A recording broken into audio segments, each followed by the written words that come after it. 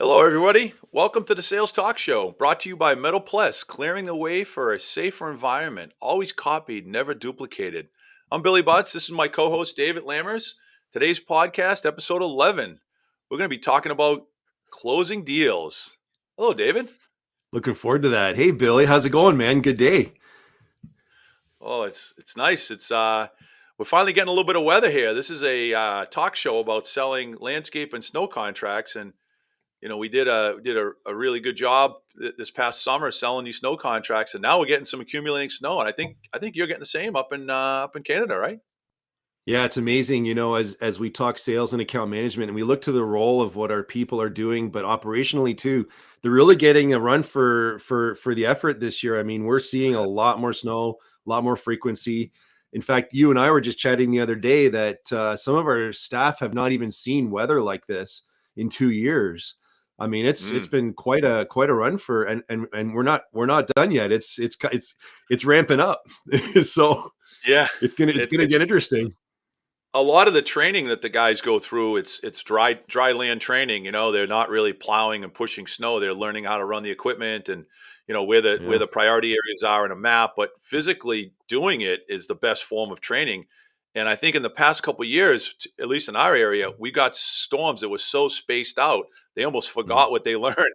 Where this mm, this year we're getting storms every 3 or 4 days. So in a way, it's kind of helping with the quality too, because the operators and the mm, leaders and the site managers are getting repetition.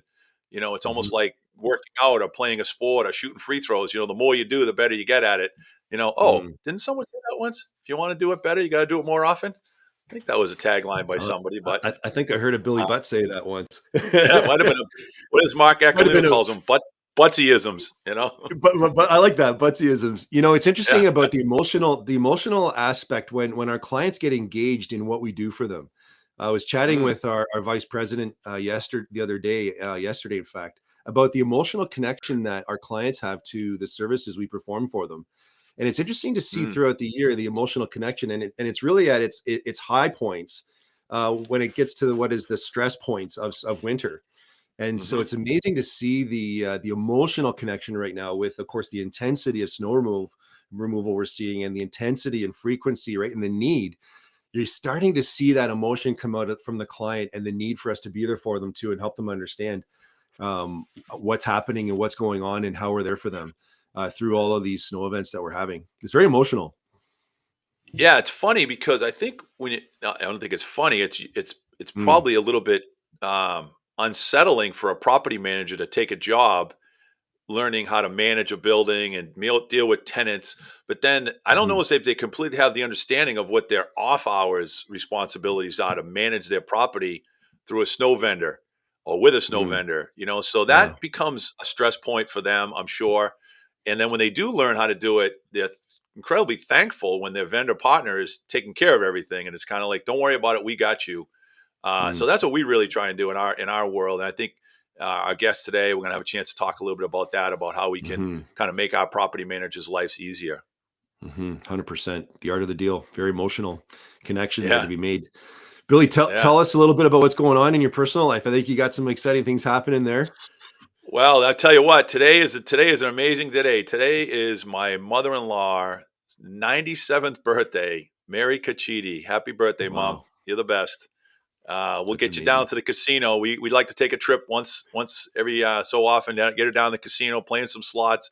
She lives by herself still every day. She's What a she's quite a trooper. woman, Mm, strong woman, and she's like kind of like the mm, pillar of our family. Everybody looks to her for the strength. So happy birthday, Mom! Enjoy the day.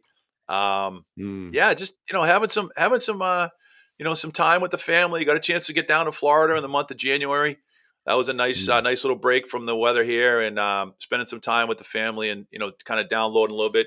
Did a fair mm, amount of remote work, but Mark and I have a great partnership, and we were able to. I was able to break away for a little bit to do that, so that was really rewarding and much appreciated. mm, How about yourself? mm. What's going on up there in Canada, eh?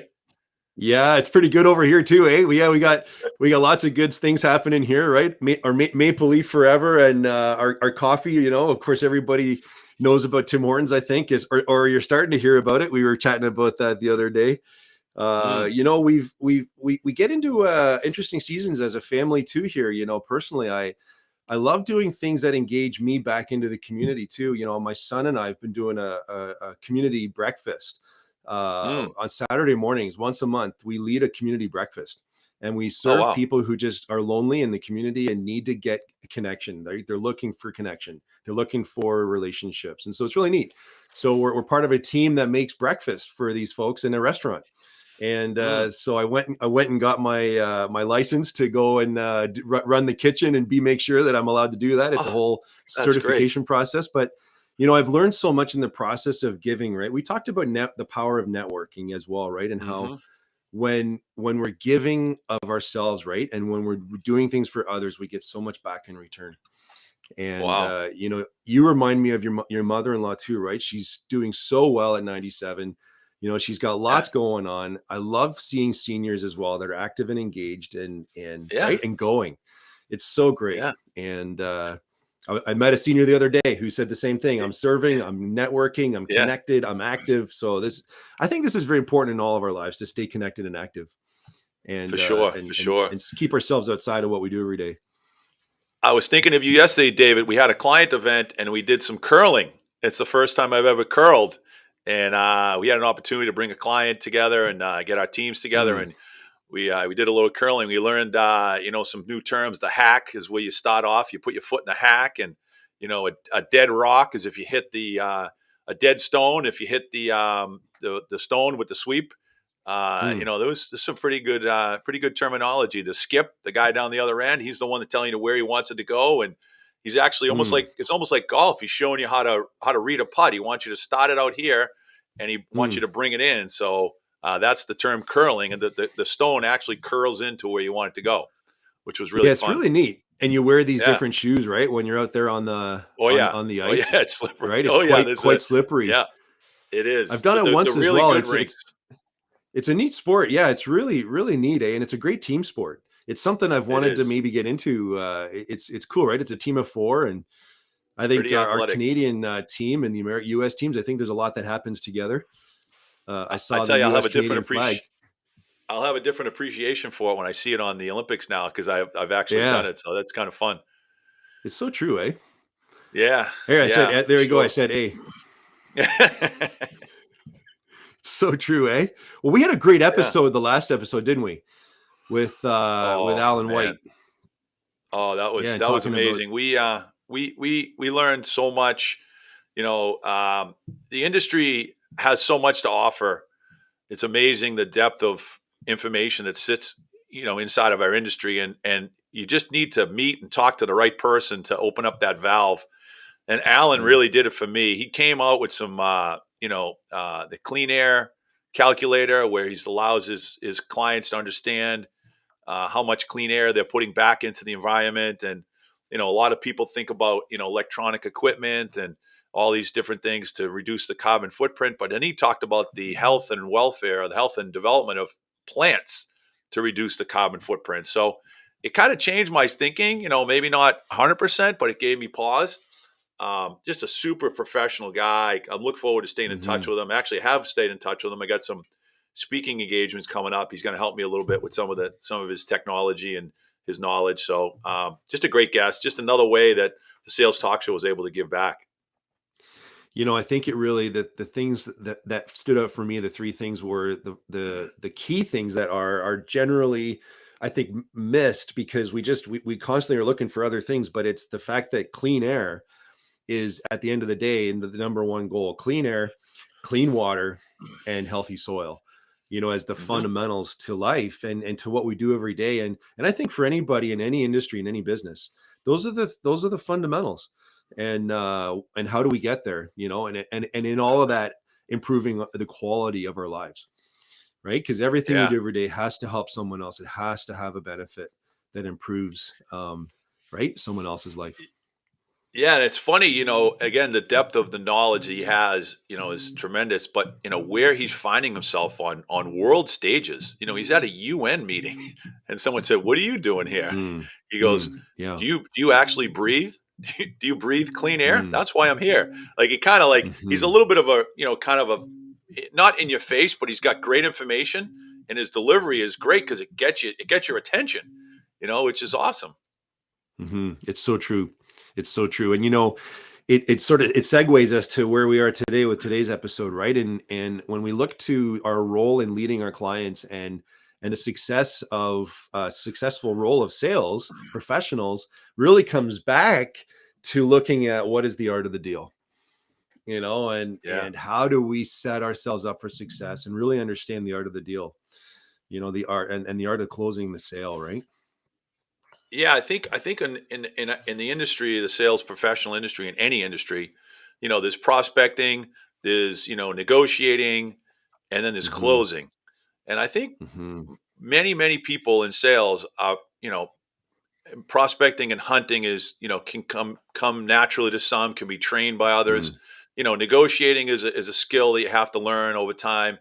But closing it, I don't know as if all the sales professionals have it down. So we thought Yeah. today's episode was going to, bring in a great guest and talk about some best practices with closing, because that's really what Yeah. it's all about. At the end of the day, a sales Yeah. professional, a sales leader, you got to Mm. get the fish on the boat. You know what I mean? You get them on the line, but you got to get them on the boat. So true.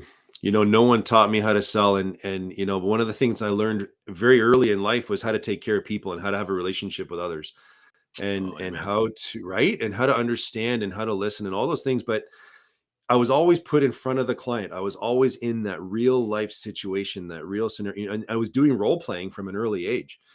And Mm, it's something that over the years I've learned to become more and more comfortable in front of the client. I wasn't always that way. I used to be nervous going into client sales meetings. If I had a monkey on my back and I felt like I needed that sale, right?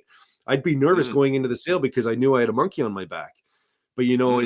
it's amazing how when you come in with a different mindset and you know who you are and you don't have to worry about that monkey on your back, kind of shake that off, right? And then just know who Yeah, you are and you're coming in and know who you're looking after and what you can do for them changes everything, and it the absolutely does. confidence you have. So the It art of absolutely closing a does. sale, great topic. Yeah. Yeah, no, both my daughters are not in sales. They're in industry accounting and marketing, and they need to use sales skills every day. They're either selling Hmm. internally, they're selling an idea externally, they're selling to a Mm. senior executive. They're selling. They're trying to close deals. So this doesn't just fall in the bucket of a salesperson. Mm. Every person in every industry needs sales skills. So look forward to hearing from our guest. Likewise, here we are I'm in Toronto and you're in Boston, and we couldn't be more thrilled to have our guest today joining us from Houston, Texas. Oh, Samantha, this is amazing. Hello. Hi. hey Welcome. Samantha, How, how are you? well, I am just thrilled to be here with you guys and also humbled that I was invited to the fabulous sales talk show. I listen to y'all in my car, so we're already friends. You might not know it. Oh, That's awesome. nice. Yeah, and it Honored, goes honored. back a bit. It goes back a bit, Samantha. You and I connected. David and I's idea about putting this podcast together was about trying to recreate the environment that happens at a trade show. Right? You get to go to a trade Mm. show, you Mhm. network, you sit in a bar, you sit in a lounge, you're at a breakfast, you're at a dinner, and you turn to Mm. your right and you turn to your left, and you got new friends. But they're in your industry, That's so it's fair. kind of pre-packaged, right?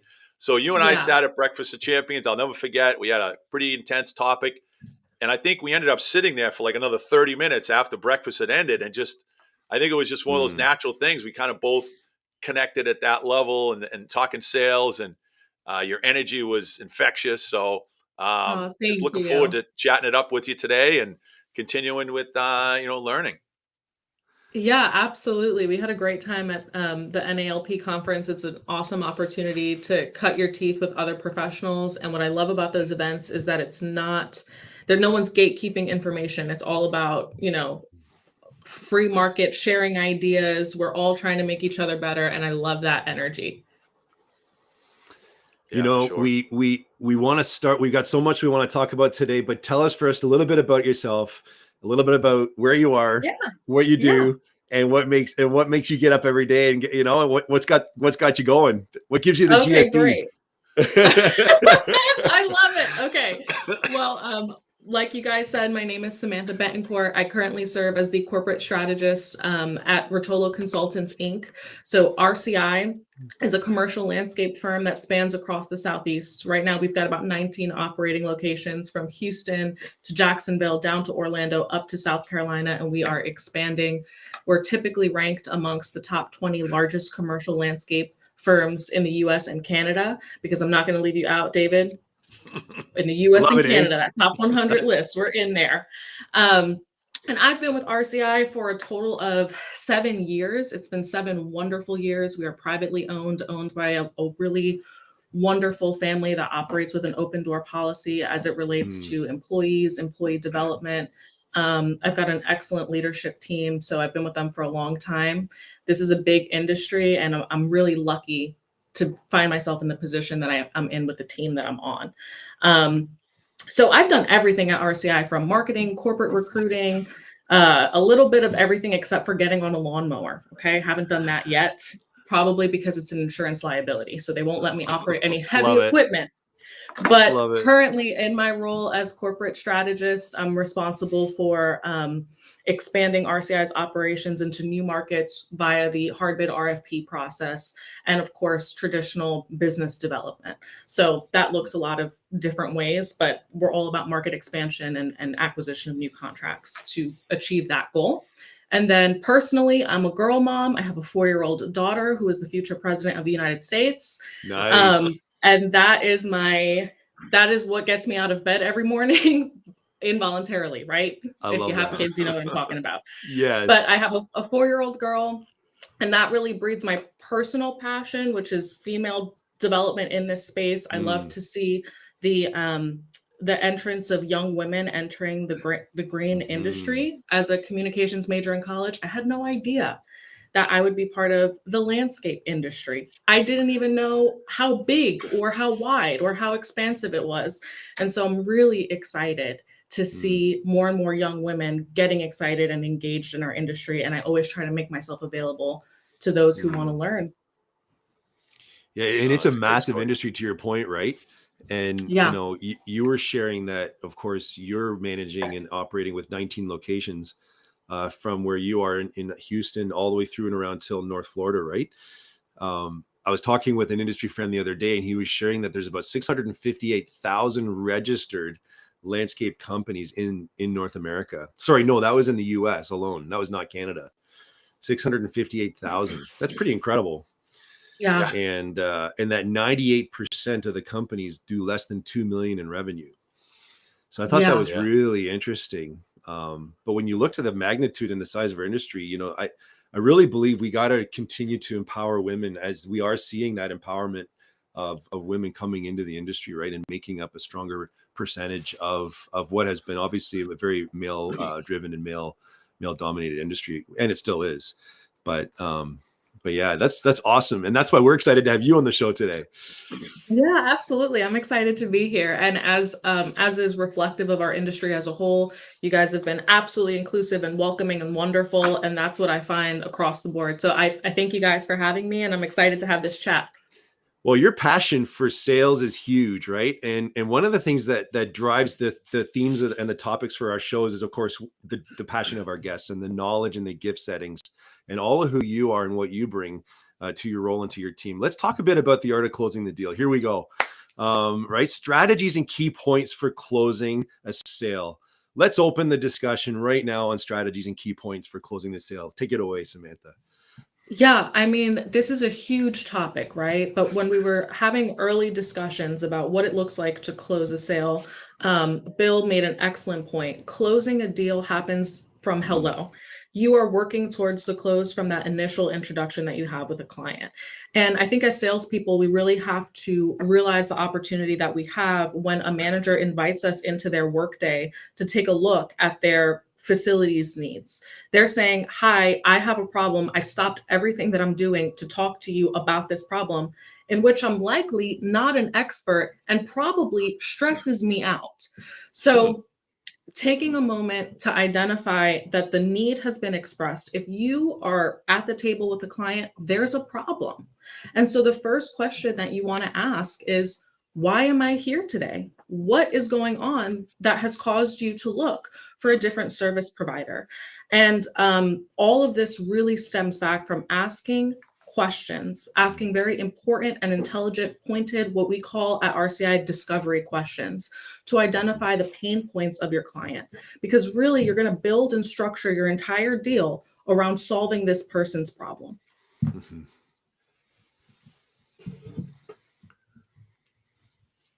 Yeah, it's so true, and we see in that, right? There's so many challenges that come up, right, in closing a sale, right? And Samantha, one of the things that comes to mind, right, is the key importance of knowing your products and service and how to sell it effectively, right?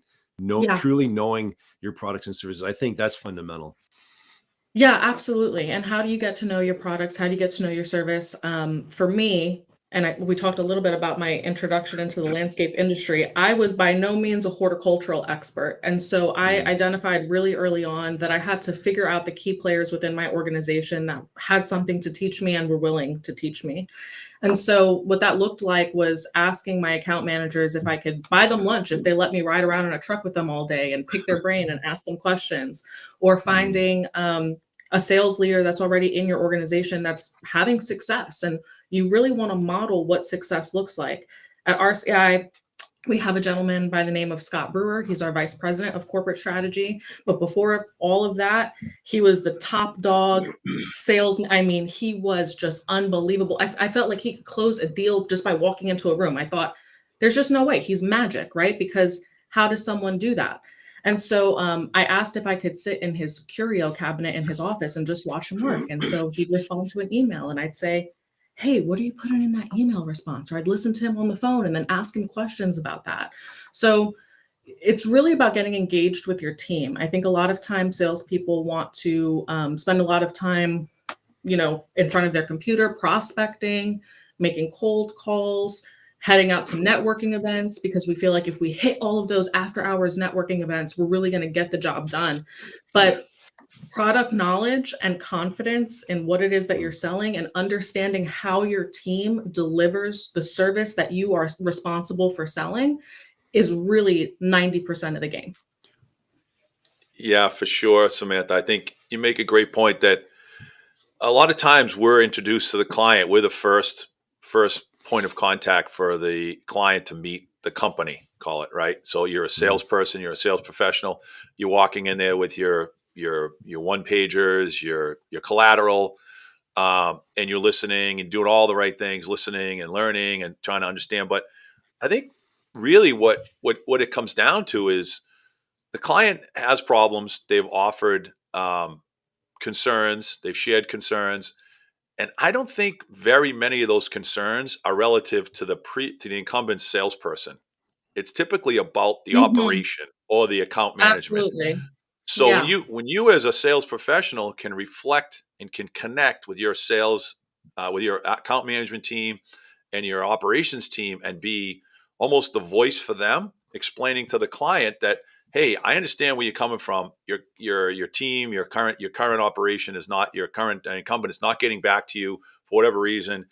But this is how we do things. This is how our operation teams. And I think that gives the client a level of confidence that you just stepped away from being a salesperson and you almost became part of the operations team, just Mm. articulating how it works. And I think Yeah. in any setting, when you can understand, once you buy a car at a dealership, I'm a big car dealership analogy person. Once you buy a car at a dealership, the sale transaction is a transaction. It's transactional, right? But then you have to work with the service department. So it's almost incumbent upon the salesperson to walk you in and introduce you to the sales manager, because that's the rest of the life of that vehicle is going to be with that sales manager. So I think it's the same way when we deal with our operations team. We always like to bring an account manager, some of those meet and greets, maybe an ops person, just let them get a vibe of our passion and how we do it. So I love the way you engage with the team and learn how they do it.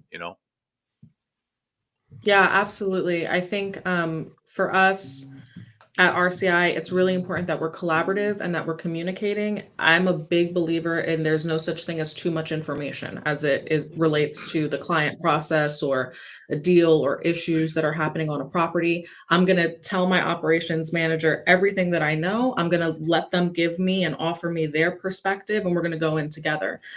Specifically, as it relates to new salespeople, this is a really tangible tool that you have because you don't have to be the expert on the infrastructure of irrigation or the pests that you might find on your ligustrum plant. You have that person there that's there to, offer that insight as necessary. Your job is to build trust, ask the right questions, and develop a relationship that's really going to have a positive impact on the day-to-day workflow of this property manager.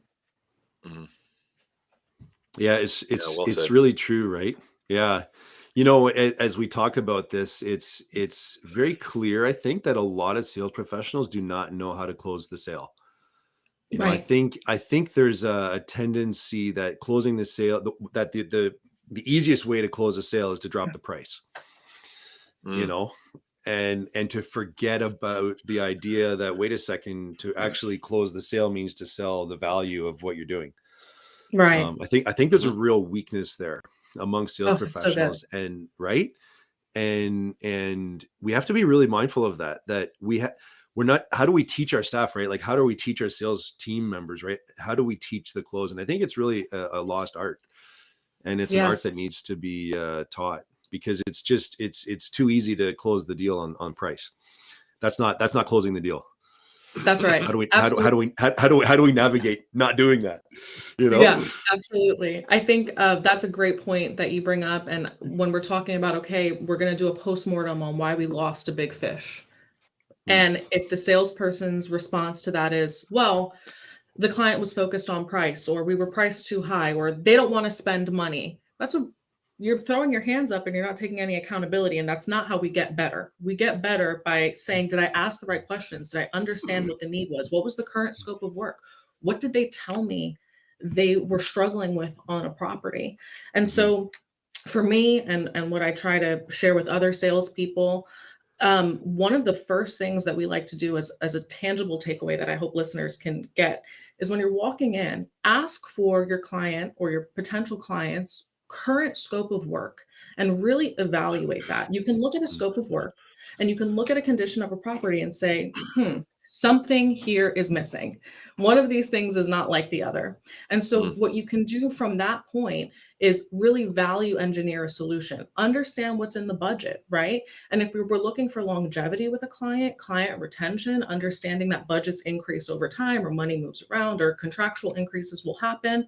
Okay, what are we currently spending? And are we spending money in the right places that are really going to solve the mm, problems that you have? And I mm. can tell you sometimes we're not. Like if we're doing 4 annual changeouts and we're mulching 3 times a year, I'm down south, by the way. I don't know. That might have been the giveaway. That might have love been it. the giveaway. Yeah. We might say, hey, let's do a 50% reduction, 2 annual color changeouts. Let's mulch 1 time a year.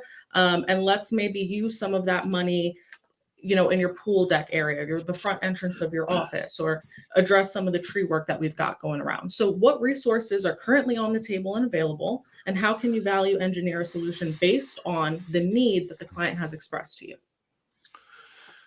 Yeah, it's a great point, Samantha. When we have an opportunity to speak with clients at that level, I think the trust level the trust tree is growing, right? You're getting some Mhm. confidence back and forth. There's some interaction, and then all of a sudden there's a conversation around, maybe very loosely, but at least it's initiated around budgets, right? That they have a budget and they have a certain bucket that they allow for certain categories to be put in. Maybe color is coming out of another budget, or maybe color was in the base contract and it shouldn't have been, or maybe there's some optional services that could be done, biannually rather than, quarterly or something like that. So Right. I think you're spot on with the scope of work. I think a lot of times the copy and paste, is a really bad habit with scope of Mhm. work and RFPs. And I think if you take and you look at the property, it's a growing living thing. usually, annually a scope of work should be adjusted. It should be looked at and say, well, do those 12 to 14-foot trees, are they now 20 feet now? Did they all of a sudden Mm, just spike, and now we need to include those in mature tree pruning and take them out of, weekly maintenance? And there's a whole Right. nother category. So I think it's a great point to address the scope of work. And I think that proves a point that you are a sales professional, you are an industry professional, that you're asking for something that they might not have provided, but it's important. Well, thank you. I appreciate you saying that. I think it's critically important to make sure that we're meeting the needs of our clients first and foremost. And that's what I loved about the initial conversation that you guys were having right before I hopped on. I think the true mark of a real salesperson, what you guys both have, is that you're looking to give first and foremost. The Go mm, Giver mm, mentality. Great book if you're new in sales. The Mm, Go Giver is a great mm. read, but it's We all love it about we is. love book recommendations. What was that book again? the Go Giver. The Go The Go Giver, Oh, and Giver. it's I think yes, it's it's right a over my shoulder. great. I think it's right. It might be Is right it over over your my shoulder. shoulder? I don't know. What's close? It's in that rack, I think. That's a Nice, great. nice. All right, guys, let's get them on the line. Let's get them Yeah, on the yeah. line. Well, Yeah. it's interesting. You talk about the role that we have, right, in building trust with our clients, right? And when we look to, something that I heard you say recently, Billy, right, is that the start of the close is at the initial meeting, right? Mm. That's the beginning of the close. It's kind of funny, right? When Yeah. we Yeah, think about Yeah. it that way, but the start of the end is right at the beginning, right? And that's so it's how true. we start the Yeah. process, how we lead our clients, right? How we provide them with better solutions. But one of the things that we were chatting about recently too was the RFP process for our clients. They need help, right? The scope of work, you just mentioned that, Samantha, right? They need help, they need guidance, they don't know how to put together what they truly need for their properties. They're really truly looking to us as their trusted advisors. Yeah, absolutely. Absolutely. And it's okay that they don't know, because that's what Hmm. we're here for. And that's the value that Hmm. we bring to the table. And so making sure that they know it's okay that you don't know. You're not the landscape expert. That's why I have a job. That's why I Yeah. come to work every day. So Mm. building that trust component is so critical, because they need to be able to depend on you. And Yeah. I always tell my managers, my goal is to make you look like a rock star in your budget meetings, in your board meetings, whenever your asset manager comes to town. I want Mm, them to say, man, this manager is kicking butt and taking names. They are managing their budget, and the property is clean and beautiful the way that it's supposed to mm, be. hmm. Yeah, I love it. I use the analogy a lot of times that, consider us the wedding planner. You might be doing not the bride. The bride does one wedding, hopefully not a year, but one wedding. But, RFPs are done by property managers once every 3 or 4 years. Whereas That's Hmm. true. us as sales professionals, we do a couple hundred a year. So if you're going to take advice from anybody, it should be us. We're doing a couple hundred of them. We're seeing the highs and lows. We're seeing the good ones and the bad ones. And if we can share that with them, again, to your point, Samantha, you can make them look like a rock star. They could go back to their asset manager and asset team and say, "Hey, you know what? We just took 2 line items out of their RFP, and we're going to put those as optional services every other year. We're going to save $20,000 to $30,000 a year. That's going to be music to their ears. They might still keep that money in their budget to use it for enhancement projects or for improvements. So it's Yeah, an excellent point. It really is, and those are tough conversations to have. I think they feel a little forward. They feel maybe a little bit, not disrespectful is a bad word, but maybe just you're not really at the relationship level to bring that up. But I think sales professionals that are confident enough can build some sort of bridge to have that conversation so it doesn't feel forced. absolutely. Conversations about money Hmm. are always difficult, right? We're conditioned as a society not to talk about a couple of things, and money is chief among them. I Yeah. think when you're coming into the sales process, the way that I talk about budget and the way that I talk about money, if I'm comfortable, if I'm destigmatizing it, if I'm making it seem like it's no big deal, we could be talking about having a a slice of cheesecake on the pier, and then we're also talking about your budget, and you bring that same energy and cadence to the discussion. You're making that client feel more comfortable and more relaxed. You're lowering their guard, right? Because Mm. ultimately you are there to help, but you Hmm. can only Hmm. help if you have all of the information. It's interesting as I hear the two of you sharing these things, it reminds me of something that I personally believe strongly in, and it's that if is that when you sell something, when the art of closing the sale means that you've created a win-win Yeah. situation, right? Mm, The client's won and you've won. If we're selling, so coming back to the idea of selling on price, right? The Mhm. art of closing the deal, if you've sold it on price, you didn't win, you gave it away. That was Mm. you didn't win anything, you gave it away. And in fact, you're actually now hurting the client because it's going to show up later that they're not paying for things properly. And so if you sold it or didn't sell it, if you think you Mhm. sold it and you didn't on price because you didn't, it's going to show up later that they're pain points. And then now you're going to have to tell them later that they got to pay for it. And then they Mhm. always say, well, mm, why didn't you tell me before? So I think to your Right. point, Samantha, right? The we got to get over this fear of talking about money. We got to get over this fear about talking about the costs, because the costs are the costs and they're going to show up. They're going to show up, maybe not now, but they are going to show up later. mm, So Yes. the client needs to understand that if they're not paying for it now, you will be paying for it here. And Yes. Absolutely. it's critical that we have these open, transparent discussions, and that we understand that the sales process and that the art of closing the sale means it's a win-win for both Absolutely. right, the company and the client, right? mm, So I think it's a key point for us to even talk about right now as we talk about developing roadmaps and clear strategies, right, for helping Mhm. our improving our clients' lives, right, and achieving helping them achieving their results, because that's what it's about Yeah. at the end of the day. Absolutely. When we talk about developing a roadmap to close the deal internally at RCI, we're talking about those discovery questions first and foremost. In that period Hmm. where you're courting your client, you're getting to know them, you're understanding what their needs are. But ultimately, you're looking for three key things. You're looking for their pressures. What is the thing that is making them crazy every single day? What's the issue that's inundating their inbox? Is it the irrigation leak? Is it, you know, um, dead or dying plant material or tree limbs that have become a hazard? So, what are the pressures? What are the plans for the property?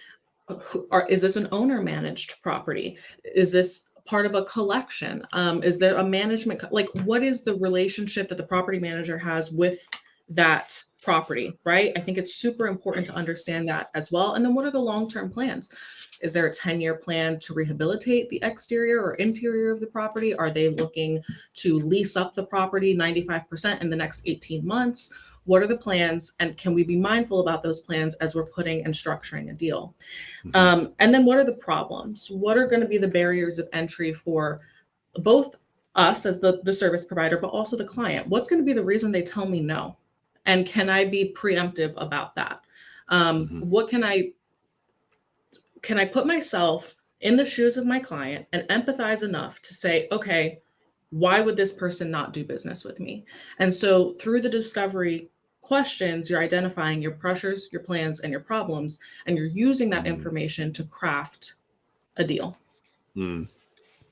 I like no, that. that's a great point. I think a lot of times when people um, consider making a change, I think there's fear involved with, oh my God, what am I going to do? I got to train this new vendor. I've got to get them up to speed. I've Mhm. got to meet somebody new. I've got to work with the new account manager. I could do that.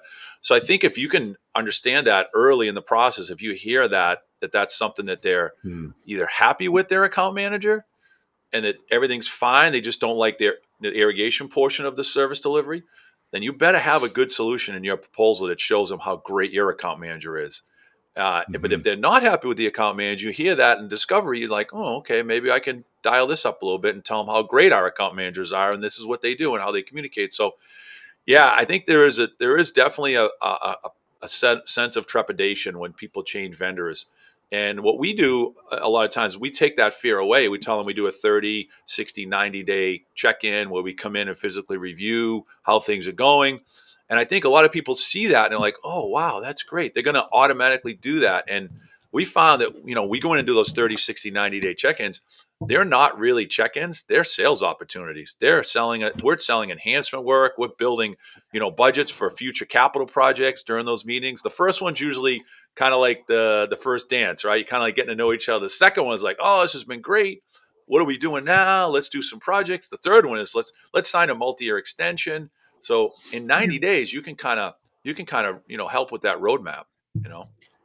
Absolutely. Selling with retention in mind is always super important for Mm, me, and for our team. We're always thinking about making sure that we're setting up a successful scope of work that my operator is going to have to live with and perform on, right? And to your point, Bill, transition plans are so important. And if you're, let's Mm, say you're looking at a large scale commercial property, something like a college campus where there's a lot of dynamic going on. You've got traffic, you've got nooks and crannies, you've got bed spaces, open areas, athletic fields. That's a huge undertaking for any contractor to get started on. So coming to the table with a transition plan in your hand and saying, hey, here's your price, here's your scope of work, here's the problems that we talked about, this is my recommendation and what my team would do. Um, Also, here's a transition plan. Let me show you what your first 30, 60, and 90 days are going to look like once we're on the job. mhm, And mhm, this plan, I'm giving it to you. You hold me accountable to this plan. You're setting up mhm, opportunities for accountability because the best salespeople, the best operators, the best employees are the ones who set up opportunities for accountability. If you do what you said you're going to do, then you shouldn't be afraid of a little email in your inbox. That's okay because either it's an opportunity for our team to get better or to showcase that, hey, yeah, you made the right choice when you signed with us. mm, mm. yeah, That's a really good that's a great point. point. And I love these tools, right? It gives our client an upfront process, right, for them to know how we're going to be there for them every step of the way, and even in the onboarding and the aftercare process, right, and making sure, right, that we have their future in sight at the beginning. I love it, right, and I think that's all part of the process, right, of the art of closing the sale, right, is helping build that trust in the process, right, and setting ourselves apart. I mean, who else is doing that? Who else is staying afterwards? After the RFP site meeting or whatever it is, right? Who else is there ensuring the success of, and the follow through even from that initial meeting, right? And so, Billy, you talk about a lot about that Yeah, too, right? I, The key of I do. yeah, I do. There's a lot. There's a lot of portions of this part of the role of a salesperson that are uncomfortable, right? It's those Yeah. uncomfortable calls to kind of nudge someone along and say, "Hey, when do you think you'll be making a decision? We're getting our ops plans going, and we've got all these different techniques to kind of get people to create a sense of urgency around a decision." But now, as Samantha, you've explained that the decision process is multi levels now. It used to be you deal with the Yeah. property manager and they'd sign the contract right in the office, right? But now we don't know who the decision maker is. It could be someone sitting in a regional office 5 states away. And what's their priority to sign off on this deal? So my sales team struggles with the creating a sense of urgency to get that person to make a decision. How do you go about it when you're in that role, trying to move the needle a little bit to a decision? Yeah, absolutely. That's such a good point. Creating a sense of urgency is critical. And so, to your point, when you are trying to identify a decision maker, either you're one, negotiating directly with the decision maker, or two, you have a middleman that has to then take your price up to the decision maker. So now your goal is to radicalize that person they need to be like an intern of your organization to go up to their management and say, I'm going to lay on this conference room table and die if I don't get Samantha from RCI. And that's what you've got to do, right? So how do you create that sense of urgency? um, so a lot of times for us it's about timeline, schedule, time of year. We are in an industry where we're contending with mother nature, so there's enough Mhm. battle there.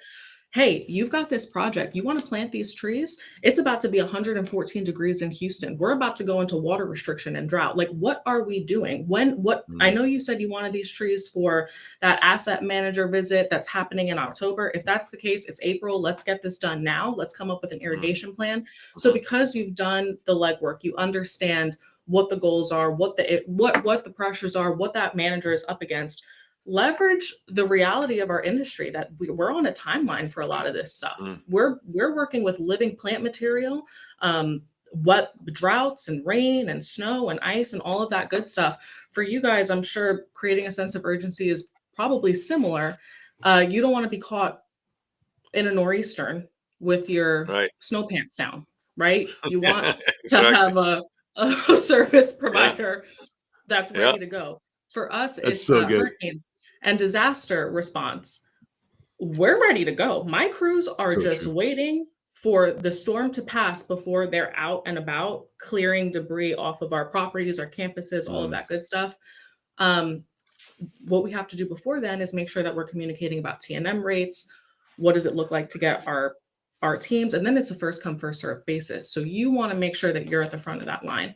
So leverage the reality of our industry to create that sense of urgency would be my takeaway. Mm. yeah, I love that. Billy, don't be in Boston with your snow pants down. Don't be in Boston with your snow pants down. I didn't want to write that down because I think I'll remember it, but that's a Buttsy-ism. If I that's like not that. a That was a Billy good one. Buttsy, if that's not a Billy Buttsy, I'm going to use that again, and I'm going to say, That's the best. Bill and I became fast friends. or don't let your Billy Butts hang out with your snow pants down. That's right. Because you didn't sign with Bill this Butts. this could go a lot of directions, and most of them are wrong. Oh, I love it. Oh man. Well, I That's awesome. think we should close on that. That's a good note. Yeah. Ending there. Samantha, what notes of encouragement or final thoughts would you love to share with yours and our audience today?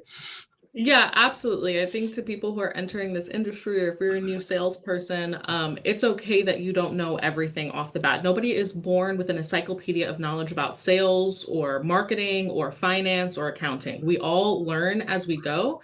And there are plenty of people available, myself included, that are more than happy to hop on a 30-minute Zoom call and let you pick our brain or ask questions. Our industry is super inclusive, super friendly.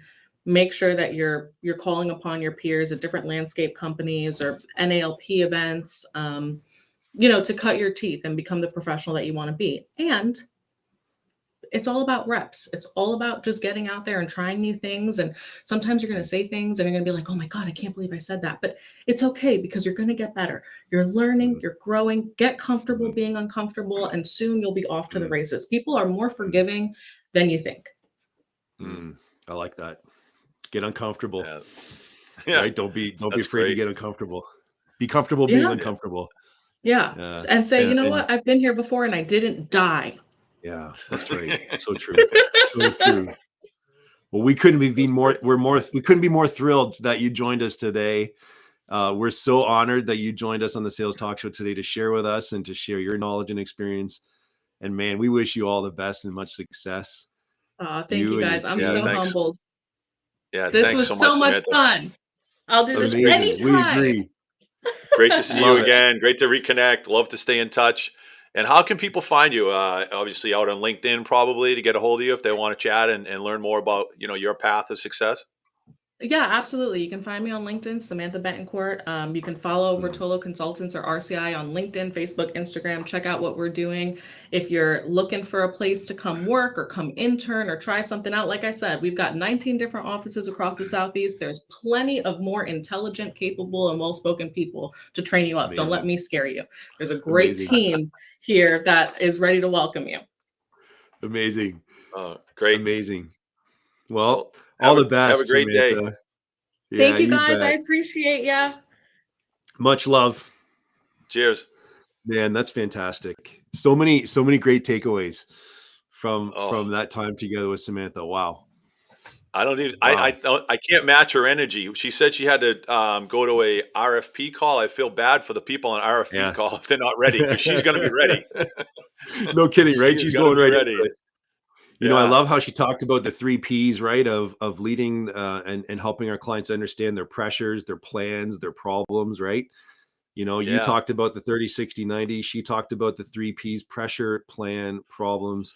I love that she talked about selling with retention in mind as well, right? So setting up the future now so that you're going to perform later, right? So selling with retention in mind. I love that. I think that was a great takeaway. And so some great stuff here from today's episode. It always feels like, in my experience, that you're trying to differentiate yourself from the competition, right? You're trying to separate yourself from the pack. And when you start talking at that level about stuff that really matters to these property managers, you start to speak their language. And I think if I could recommend, give a recommendation to a sales professional, is learn property manager vocabulary, learn their language. They do a lot of things in square feet. They understand, their Mm, costs in square feet per, the square foot of the building identifies cost for their expenses. So, go out and, we all have measuring software, measure the square foot of the building. If it's 1 million square feet, they're mm, spending, 20 cents on the dollar on landscaping and snow, something like that. So mhm, it's again, it's a learning experience. It's an opportunity to learn and get better. But yeah, mhm, hearing from Samantha, hearing some of her best practices, having the mhm. success that she's had in the short time that she's been there is just really, really inspirational. Yeah, I love her encouragement to the industry, right? And her willingness to be available for anyone that Mm, wants to connect with and learn from her as well. Well, that's a yeah. wrap, Billy. Here we are. Today's episode. Amazing. Wow. Wow. These things are flying by. We flip the switch and, we get this thing going and 45 minutes, 50 minutes goes by and here we are ready to promote the next show. So, next month, in, March, we're leaning towards having, an industry professional from the property management side of the business on, so we can start to hear, from their perspective, what they expect out of a sales professional. So I think that'll be Mhm. exciting to hear from a property manager and have them give us a little bit of kind of the behind the curtain view of what they see when you come in and sit down or show up for a walkthrough, and that might help our sales professionals kind of prepare for their next meeting. So excited about that. Yeah, and I think how cool, right, to have a client on the sales talk show, right? And to hear from their perspective and really the honesty and the transparency and everything that will flow from that, For right? sure. And us hearing from their perspective. So very cool. Looking Yeah. forward to that. Yeah. And then our anniversary coming up in April. So very exciting as we look at 1 year. Yeah. 1 year. That's another thing that flew by. I always say to people now, the calendar moves like the clock now. Things are happening Mm, so quickly. So that'll be great in April, and then we've got some exciting stuff coming up. We got a couple conferences, the SIMA conference, and then we're also talking about at coming up the Snowposium, and mhm. just a lot of really really cool stuff happening. So looking forward to getting together in those networking opportunities and doing a little speaking and sharing some information and meeting some new people and creating new friends. Yeah, it's going to be a great year. We're going to have a lot of fun and a lot of events lining up here. So we'll share more of that as the days and weeks roll ahead. Well, we're certainly Yeah, grateful for Metal Plus and our alliance partners here on the talk show. And Billy, I yeah, think here we go. That's a wrap on yeah. episode 11. And that's it. If you want to do something better, do it more often.